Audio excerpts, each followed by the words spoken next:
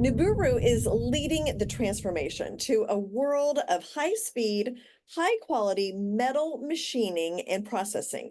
Nuburu's groundbreaking blue laser technology has defined a new class of high-power, high-performance blue lasers. And with me is Brian Canale, the Chief Executive Officer, to explain all about these lasers and what they mean for people. So welcome, Brian. And I guess let's start there. What does Nuburu do? Tell me about the company. Jane, thanks for the time. Appreciate it. Great to be with you. So Nuburu is a developer and a manufacturer of industrial blue lasers that leverage fundamental physics and high brightness design to produce faster and higher quality welds and parts than current lasers can provide in laser welding, additive manufacturing, in copper, gold, aluminum, and other industrial essential metals. Our industrial lasers produce minimal to defect-free welds, 8 times faster than the traditional approaches, with all the flexibility inherent to laser processing. So, Jane, what we really leverage when we say fundamental physics, we produce the smaller spot size versus infrared lasers, superior brightness, and higher absorbency in these key materials. So gold, we're about 66 times faster and more absorbent. Copper, we're 13 times more absorbent. And silver, we're 17 times more absorbent. So why do I leverage those, or why do I reference those? Those are kind of the key building blocks in what we term to be the electrification wave. So the EV or e-mobility and EV batteries that go anywhere from trains, automobiles to bikes, scooters, and different things like that. So they're the building blocks for all of those. They're also very prevalent inside of medical devices and electronic, personal electronic equipment.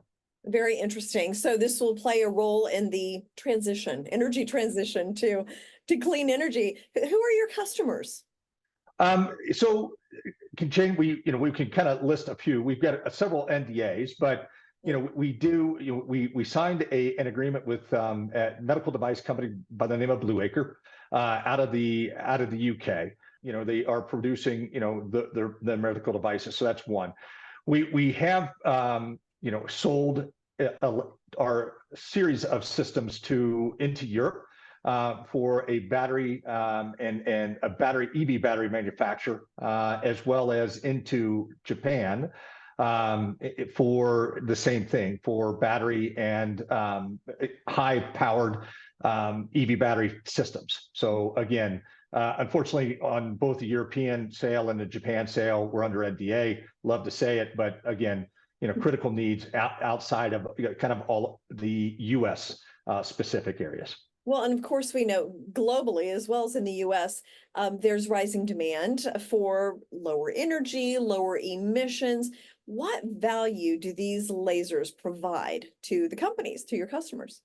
Absolutely. So, as we said a little bit before, our value proposition is really what we can do inside of that absorbency and inside of those reflective materials. So, Jane, when we talk about speed and we talk about being more absorbent, what we're really talking about is lower energy usage and less material loss. So in our mind, it is a better value proposition, lower cost of ownership, if you will, for those customers. So again, less loss of material. If you've probably been, as a lot of your viewers have been, around welding, applications, and you see the sparks.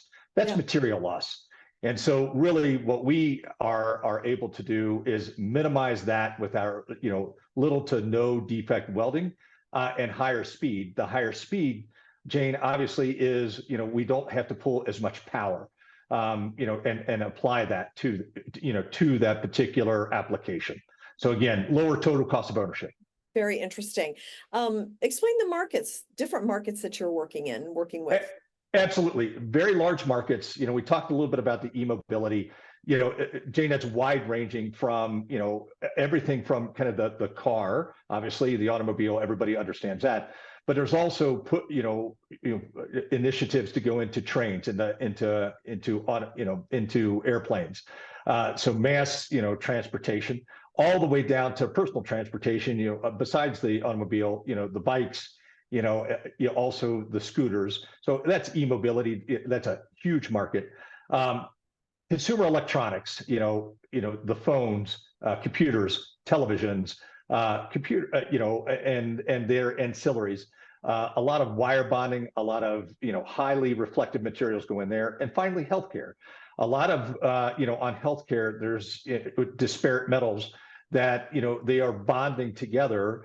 That really we can bond because of our absorbency, where they may have to do some kind of bonding agent that has the potential to kind of flake off and create adverse impacts. So in ours, we can go and affix those two together rather than having a third piece to that. So again, those are our big markets: e-mobility, consumer electronics, healthcare, and obviously the defense and government contract. We were lucky enough, if you will, to win, 2 phases with NASA. We announced our 2nd phase earlier this year as well. I was just going to ask you about the NASA award. So explain what that is for. And are you going to take Nuburu to the moon?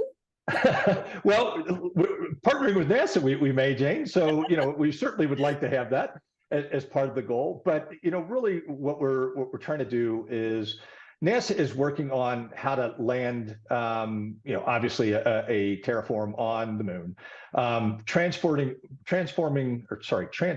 wire or raw materials to the moon is prohibitively expensive. And what we're really talking about here, Jane, is the need to kind of produce power on the moon, as well as kind of do, I'll call it information packets, whether that is just basic information or kind of strategic information.